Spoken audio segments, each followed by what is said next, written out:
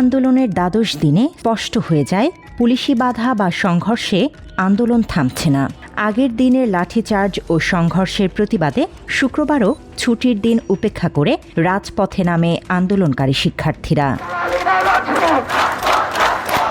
সরকারি চাকুরিতে বৈষম্যমূলক কোটা ব্যবস্থা সংস্কারের দাবিতে ১২ জুলাই শুক্রবার পূর্ব ঘোষিত কর্মসূচি অনুযায়ী সারা দেশে বিক্ষোভ মিছিল ও সমাবেশ করে বৈষম্য বিরোধী ছাত্র আন্দোলনের নেতাকর্মী ও সাধারণ শিক্ষার্থীরা।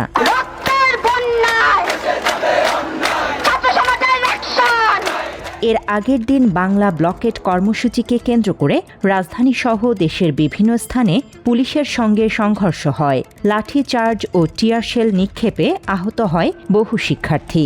সেই ঘটনার প্রতিবাদেই মূলত ১২ জুলাইয়ের কর্মসূচি পালিত হয়।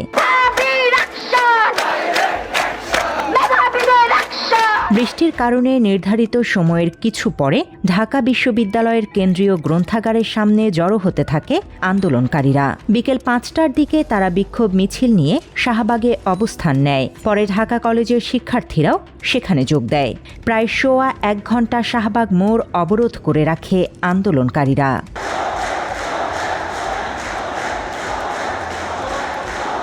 সমাবেশ শেষে বৈষম্য বিরোধী ছাত্র আন্দোলনের অন্যতম সমন্বয়ক আবু বাকের মজুমদার জানান, পরদিন ১৩ জুলাই দেশের ৬৪ জেলায় অনলাইন ও অফলাইনে প্রতিনিধি সম্মেলন অনুষ্ঠিত হবে।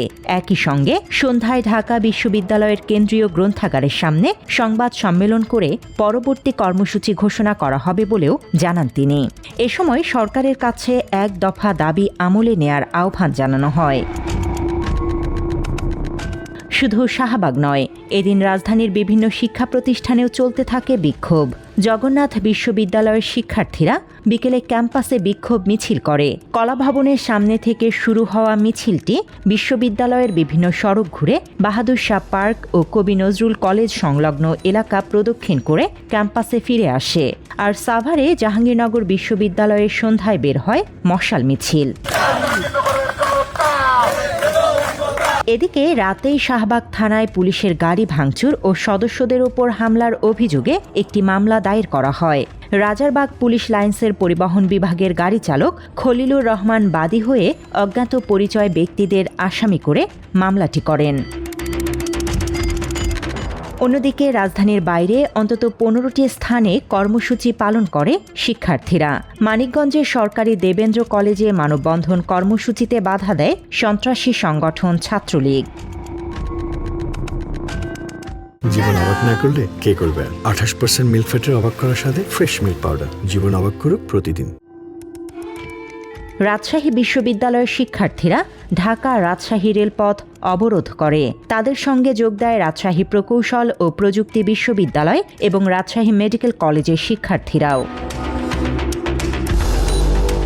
সিলেটে শাহজালাল বিজ্ঞান ও প্রযুক্তি বিশ্ববিদ্যালয়ের শিক্ষার্থীরাও মশাল মিছিল করে।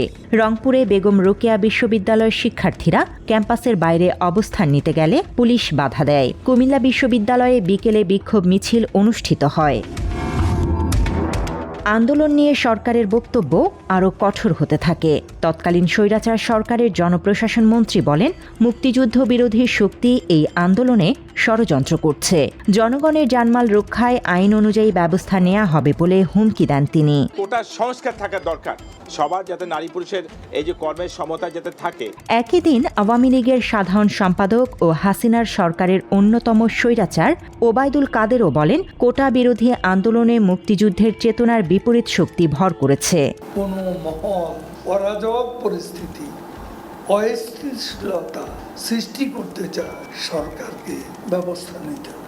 এই অবস্থায় হাসিনার পালিত ঢাকা মহানগর পুলিশ কমিশনার হাবিবুর রহমান বলেন, আদালতের প্রতি সবার শ্রদ্ধাশীল থাকা উচিত। কোটা আন্দোলনের নামে কেউ আইন শৃঙ্খলা পরিস্থিতির অবনতি ঘটালে তার বিরুদ্ধে আইন অনুযায়ী ব্যবস্থা নেওয়া হবে। বৃষ্টির কারণে ১২ জুলাই কর্মসূচি কিছুটা বিলম্বে শুরু হলেও নির্ধারিত পরিকল্পনা অনুযায়ী শাহবাগে অবস্থান নেয় আন্দোলনকারীরা। সংঘর্ষের পরও আন্দোলন যে থামেনি, বরং আরও বিস্তৃত হয়েছে। ১২ জুলাইয়ের কর্মসূচি সেই বার্তাই দেয়। তথ্যচিত্রে শাহরিয়ার ফাহিম, বাংলা এডিশন।